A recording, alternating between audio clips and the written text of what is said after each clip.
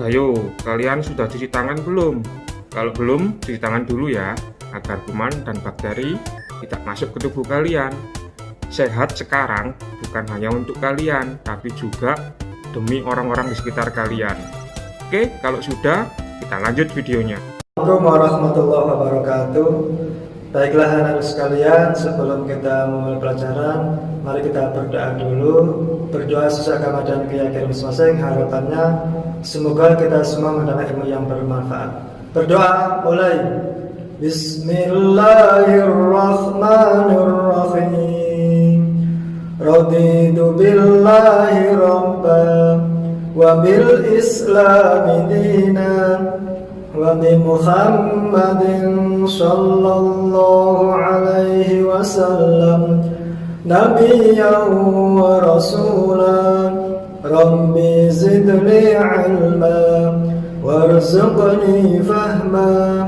Rabbi shrah li sadri wa yassir li amri wakhlul 'uqdatam min lisani yafqahu qawli. Amin ya rabbal alamin. Assalamualaikum, bagaimana kabar kalian anak-anak hari ini? Semoga baik-baik saja. Hari ini kita akan melanjutkan pelajaran materi ilmu pengetahuan yang berjudul metode ilmiah. Metode ilmiah adalah cara-cara yang digunakan dalam penelitian untuk memperoleh pengetahuan. Misalnya, ada seorang siswa ingin meneliti pengaruh suhu air terhadap kecepatan kelarutan gula. Maka, langkah-langkah metode ilmiah yang harus dilakukan oleh siswa adalah sebagai berikut ini.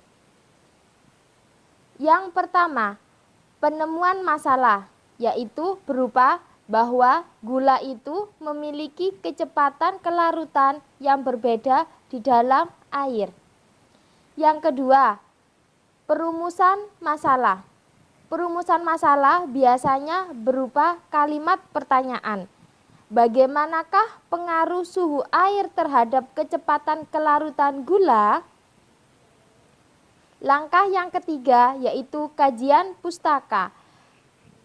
Kajian pustaka di sini berarti siswa harus mencari dasar teori atau pustaka yang berkaitan dengan beberapa faktor yang mempengaruhi kecepatan reaksi. Misalnya, dasar teori mengenai teori tumbukan antar partikel. Langkah yang keempat yaitu menentukan variabel. Variabel ada 3, yaitu variabel bebas, variabel kontrol, dan variabel terikat. Variabel bebas adalah variabel yang sengaja dibuat bervariasi dalam suatu penelitian. Dalam kasus ini, variabel bebas adalah suhu. Variabel terikat adalah variabel yang muncul akibat perlakuan adanya variabel bebas. Dalam kasus ini, variabel terikatnya adalah kecepatan kelarutan gula. Variabel kontrol adalah variabel yang sengaja dibuat sama dan terkendali dalam suatu penelitian. Dalam kasus ini, variabel kontrolnya adalah luas permukaan gula, volume gula, dan massa gula. Langkah yang kelima yaitu membuat hipotesis. Hipotesis adalah jawaban sementara terhadap hasil penelitian berdasarkan kajian teori dan hasil-hasil penelitian sebelumnya. Suhu sangat berpengaruh terhadap kelarutan gula dalam air. Yang keenam, melakukan percobaan. Melakukan percobaan di laboratorium atau di lab mengenai kelarutan gula dengan suhu air yang berbeda-beda. Langkah yang ketujuh, setelah kita memperoleh data, maka kita harus mengolah data yang kita peroleh itu. Data yang diperoleh dari hasil percobaan kemudian diolah dan diinterpretasikan serta ditarik kesimpulannya. Langkah ke-8 yaitu membuat laporan. Laporan di sini ada beberapa formatnya. Yang pertama judul, yang kedua pendahuluan, yang ketiga kajian pustaka, yang keempat pembahasan, yang kelima penutup, dan yang terakhir adalah daftar pustaka. Persiapan kerja di lab. Sebelum kita melakukan praktikum di laboratorium, kita harus mempersiapkan beberapa hal. Yang pertama yaitu harus merencanakan percobaan apa yang akan kita lakukan. Yang kedua, menggunakan pakaian laboratorium secara benar, yaitu meliputi kacamata, jas lab, sarung tangan, dan sepatu yang tertutup.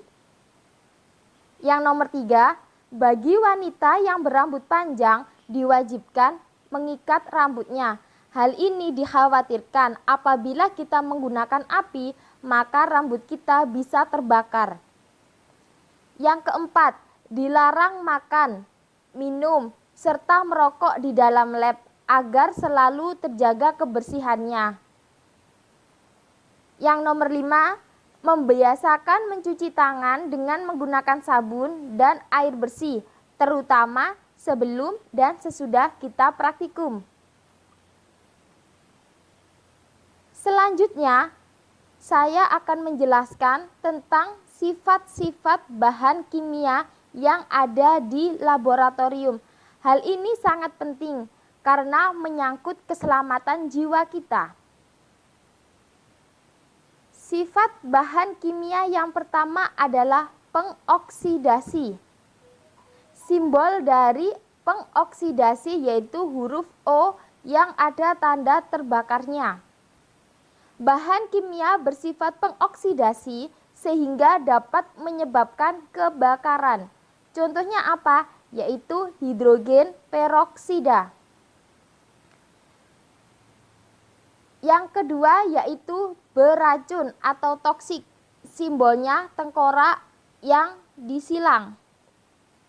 Bahan kimia ini bersifat beracun sehingga dapat menyebabkan kematian bila tertelan atau terhirup.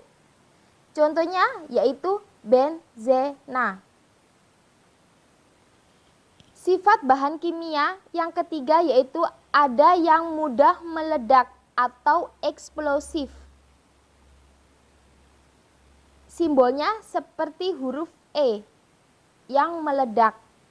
Bahan kimia bersifat mudah meledak jika dia terkena panas, percikan api, benturan, ataupun gesekan.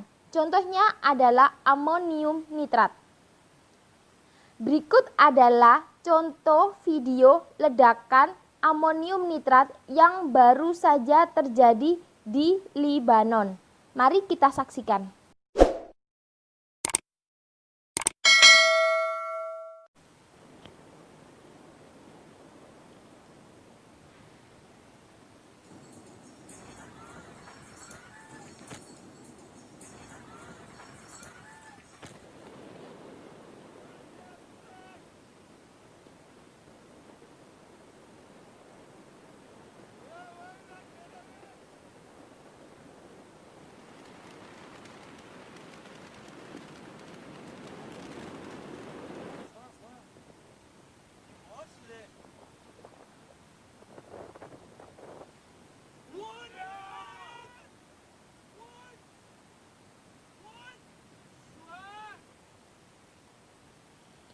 Kalian sudah menyaksikan bukan bagaimana bahaya serta dahsyatnya ledakan dari bahan kimia bagi kehidupan kita.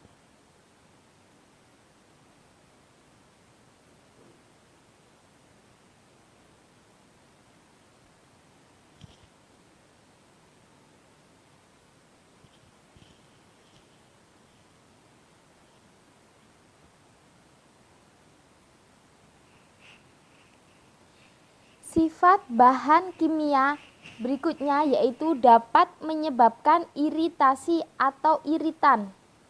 Simbolnya huruf X. Bahan kimia yang dapat menyebabkan iritasi, gatal, dan luka bakar pada kulit. Contohnya seperti peridin. Penanganan jika kita terkena bahan kimia.